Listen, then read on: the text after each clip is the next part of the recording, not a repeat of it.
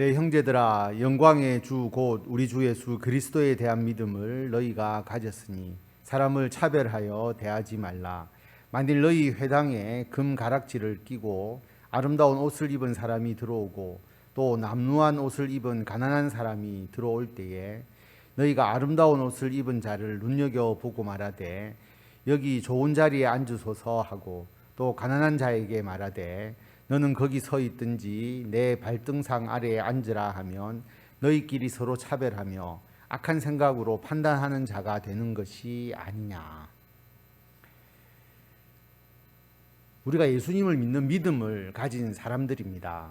그래서 1절에 보면 예수님을 믿는 믿음을 너희들이 가지지 않았느냐라고 말합니다. 당연히 우리가 예수님을 믿는 믿음을 가진 자입니다. 그러면 어떤 행동을 하지 마라라고 직접적으로 말씀하시느냐 하면 사람을 차별하여 대하지 말라라고 말씀하십니다. 그러면서 하나의 예시적인 사건을 말하는 것이죠. 회당에 금가락지를 끼고 아름다운 옷을 입은 사람이 들어왔다. 그 당시에는 아름다운 옷 그리고 금장신구, 굉장히 부자임을 말하는 것이죠. 그리고 또 한 사람은 남루한 옷을 입은 가난한 사람이 들어왔다. 외모적으로 딱 봤을 때 이 사람은 가난하다는 게 느껴질 정도로 남루한 옷과 행색이 별로 좋지 않았다라고 하는 것입니다. 그럴 때에 해당에 있는 그리스도인들이 아름다운 옷을 입은 자에게 좋은 자리에 앉으십시오라고 그렇게 말하는 겁니다. 눈여겨봤다라는 것을 알아봤다는 거죠. 이 사람이 부자이구나. 그래서 좋은 자리에 앉으소서라고 말하고, 가난한 자에게는 거기 서 있든지 내 발등상 아래에 앉아라. 무관심하거나 또는 좋지 않은 자리로 인도하는 것이죠.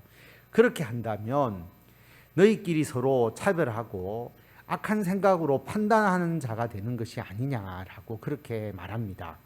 사람을 외모를 기준으로 판단했다라고 하는 것이고, 그리고 자리를 다른 위치로 안내를 했기 때문에 이것은 차별하는 것임을 말씀하고 있는 것이죠.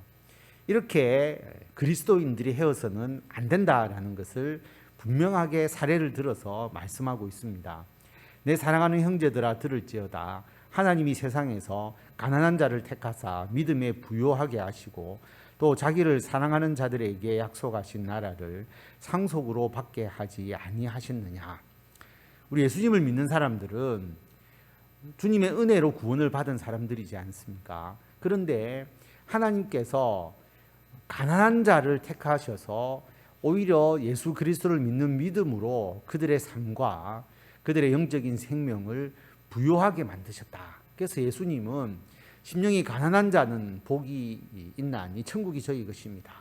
또 누가복음에서는 가난한 자는 복이 있나니 천국이 저희 것입니다 라고 말씀을 하셨는데, 가난한 자를 택하셔서 믿음에 부요하게 하시고 구원을 주셨고, 또 하나님을 사랑하는 자에게 약속하신 나라를 주셨다는 거죠. 하나님의 나라를 상속받는 것은 외모적으로 부유하게 보이거나 그리고 가난하게 보이거나 전혀 그것으로 구분되지 않는다. 하나님은 모든 사람들에게 예수 그리스도를 믿는 믿음으로 구원을 주셨다라고 하는 것입니다.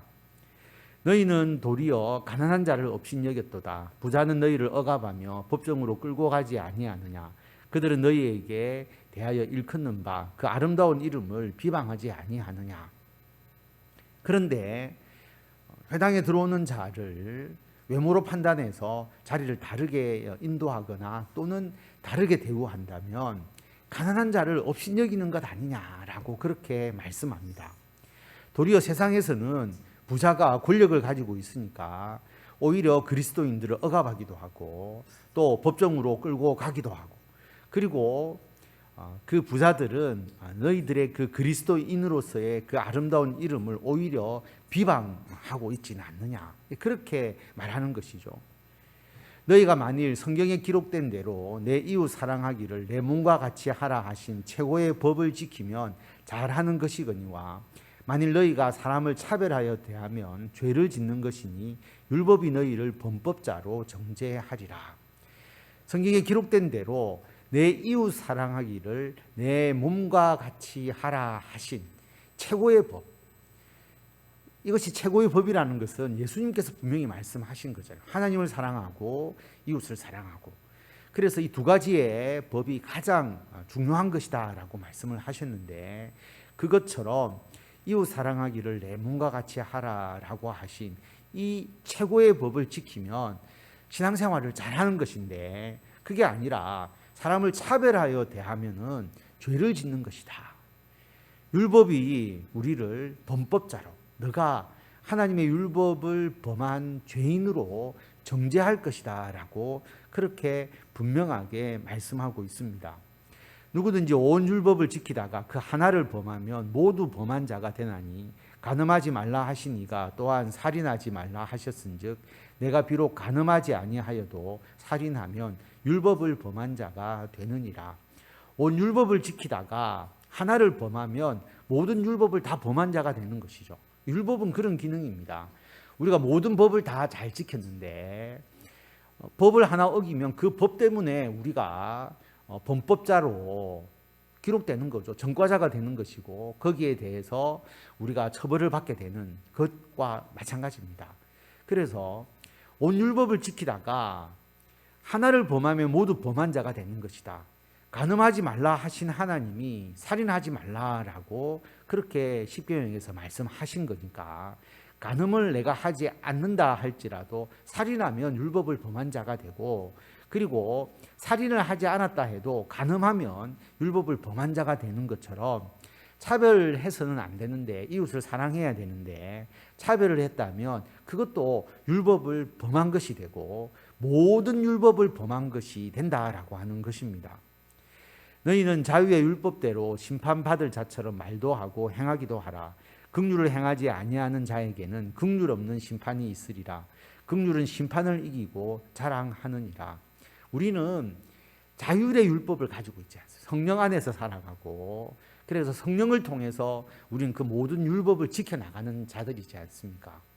율법이 폐해진 것이 아니죠. 예수님은 율법의 1.1획도 폐하여지지 않을 거라고 말씀하시고, 나는 율법을 완전하게 하러 왔다라고 말씀을 하셨습니다. 그래서 우리가 구약의 율법을 이제 지키지 않아도 된다, 다 없어져 버렸다, 그렇게 생각하기 쉬운데 결코 그렇지 않죠.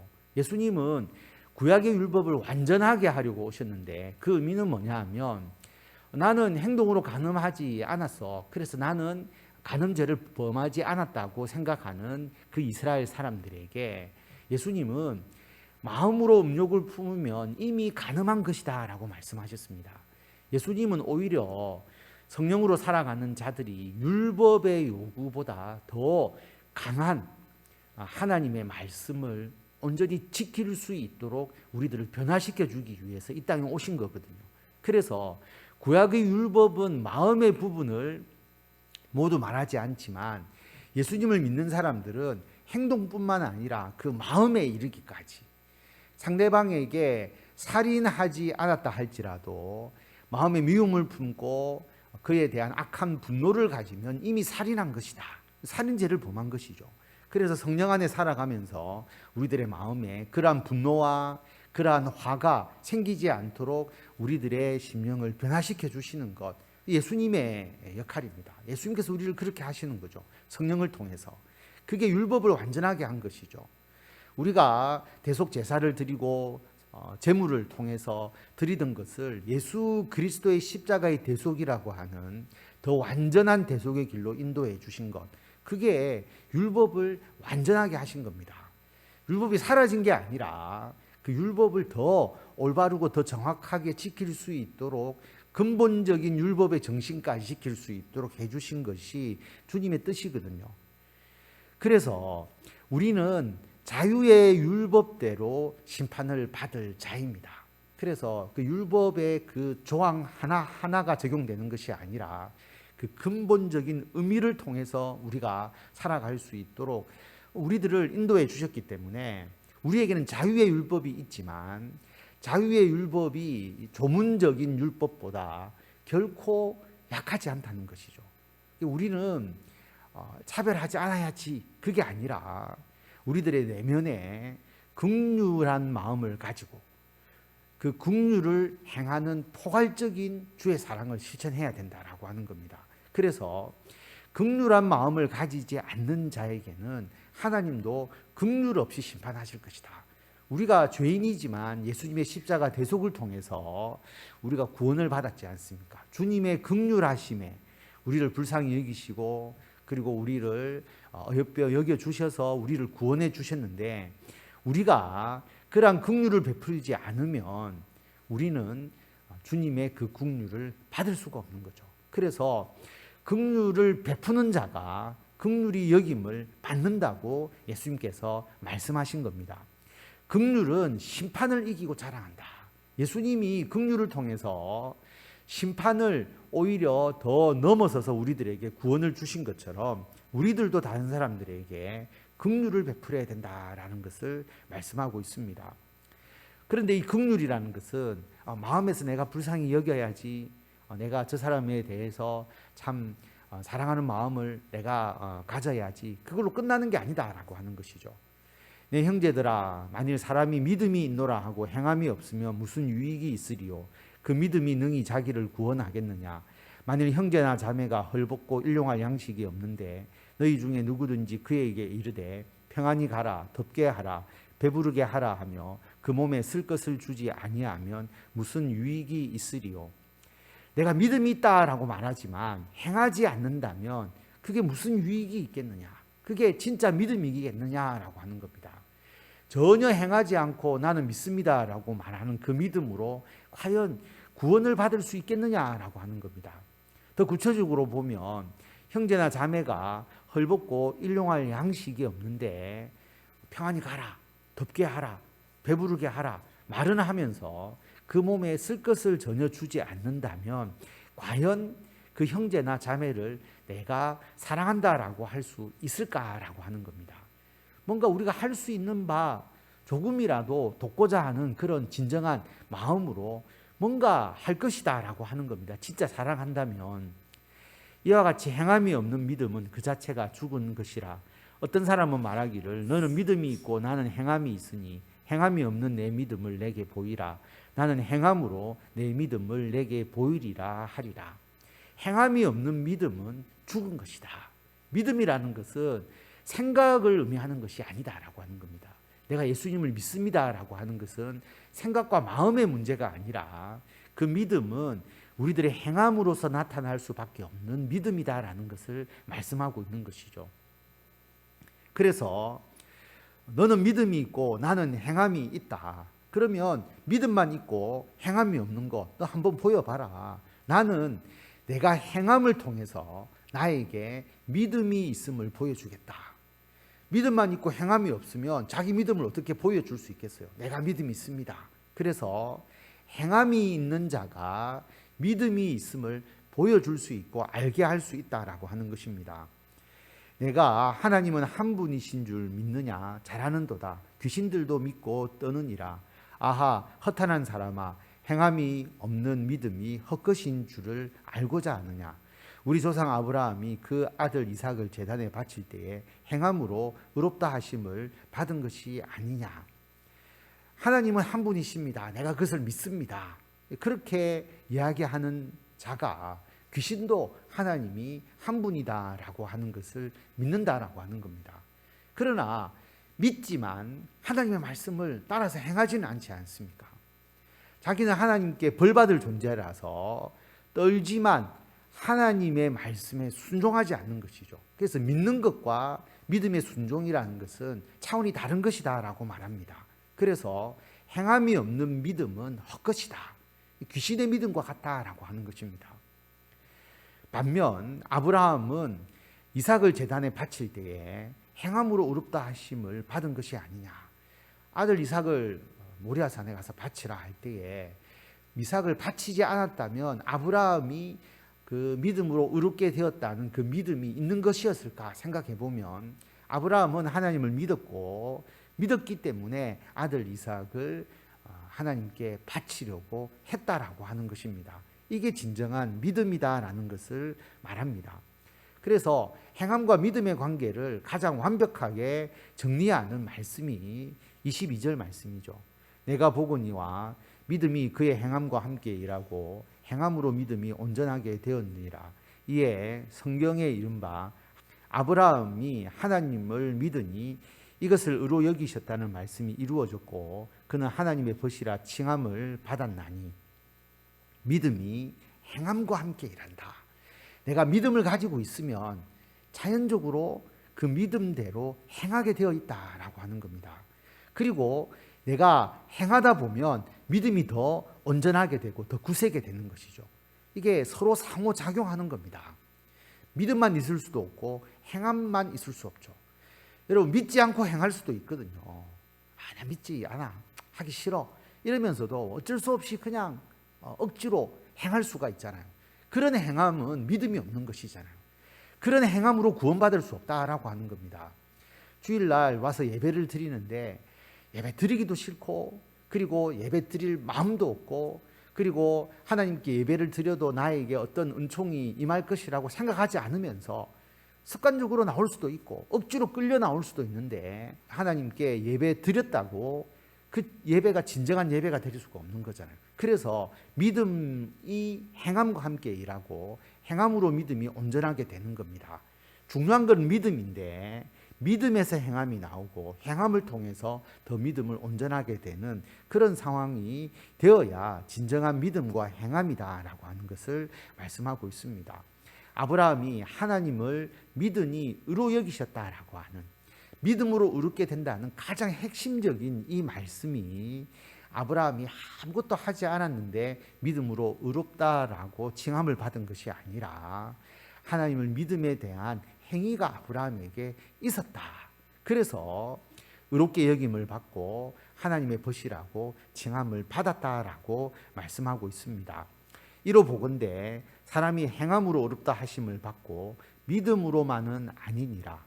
또 이와 같이 기생 라합이 사자들을 접대하여 다른 길로 나가게 할 때에 행함으로 의롭다 하심을 받은 것이 아니냐. 영혼 없는 몸이 죽은 것 같이 행함이 없는 믿음은 죽은 것이니라. 사람이 행함으로 의롭다 함을 받는다. 이 말씀을 오해하게 되면 우리는 믿음으로 구원받는 게 아니고 행함으로 구원을 받는 것입니까? 라고 말씀할 수 있는데 그게 아니라 온전한 믿음으로 이루어지는 그 행함이 있을 때 진정한 믿음으로 구원을 받는다는 겁니다. 여러분 예수님의 동생 야고보 사도가 왜 이 야고보서를 썼겠습니까? 그 당시에 예수 믿으면 구원을 얻는다라는 그 믿음에 대해서 잘못 해석해서 전혀 행하지 않고 나는 믿으니까 구원받았다. 그리고 주님의 말씀대로 온전히 행하지 못하고 교회 안에서 차별이 있고 또 교회 안에서 사랑이 없고 그렇게 행하면서도 나는 예수님 믿으니까 구원받습니다 라고 생각하는 사람들이 있었기 때문에 그게 아니라 사람이 믿음으로 행함이 이루어지게 될 때에 그 믿음이 진짜 믿음이다. 그 믿음으로 구원받는 것이다 라는 것을 말하는 겁니다. 그렇다고 완벽한 행함을 이야기하는 것이 아니죠. 사람의 믿음이라는 것은 작은 겨자씨만한 믿음에서 출발하는 겁니다. 그 믿음밖에 없기 때문에 행함이 부족할 수가 있어요. 그러나 그 작은 겨자씨만한 믿음도 주님께서 보시고 그 믿음을 점점 더 커지도록 이끌어 주시기 때문에 행함이 처음엔 작지만 나중에는 커지게 되는 겁니다. 그게 믿음으로 구원을 얻는 것이고 믿음으로 행하는 것입니다. 그래서 기생 라합이 정탐꾼들을 접대했잖아요. 그리고 정탐꾼을 넘기지 않고 피신할 수 있도록 도와주었지 않습니까? 행함으로 의롭다함을 받은 것이지 그 정탐꾼을 도와준 것은 하나님이 이스라엘의 편이고 하나님 편에 있을 때 자신들이 생명을 유지할 수 있고 이 전쟁은 하나님 편에 있는 자가 승리한다는 그 믿음이 있었기 때문에 정탐꾼을 도와준 것이죠. 그게 중요한 것이죠. 하나님 편에 섰다. 그리고 하나님 편에 있는 그 믿음으로 하나님의 일을 행한 것이다. 이것이 믿음으로 의롭다함을 받은 것이다. 그러므로 결론은 영혼 없는 몸이 죽은 것 같이 행함이 없는 믿음은 죽은 것이다 라고 말씀합니다. 우리들의 영혼이 없으면 우리들의 이 흙으로 만들어진 이 육신이 무슨 의미가 있겠습니까? 영혼 없는 몸이 죽은 것처럼 행함이 없는 믿음은 죽은 것이다. 우리들의 믿음은 행함을 통해서 더욱더 완전하게 된다라고 하는 것, 그리고 행함이 우리들의 믿음을 더욱더 강하게 온전하게 만들어 간다라는 것을 기억하시고, 행함에 대한 부담감을 가질 필요가 없습니다. 믿음에 대한 온전함을 가져야 되는 거죠. 온전한 믿음을 가지면 그 행함은 자연스럽게 나타나게 된다는 겁니다. 그래서 하나님은 행함을 보지 않고 믿음을 보시는 겁니다. 온전한 믿음. 그래서 행함으로 이어지는 그 믿음을 보시는 거기 때문에 우리들에게 이 귀한 행함이 있는 믿음, 하나님 보시기에 온전한 믿음으로서 주님의 일을 행하시고, 주님께서 그 믿음으로 이루어지는 일에 복을 주셔서 우리가 하는 모든 일이 하나님의 은총 가운데 풍성하게 열매 맺는 저와 성도 여러분들이 다 되시기를 바랍니다.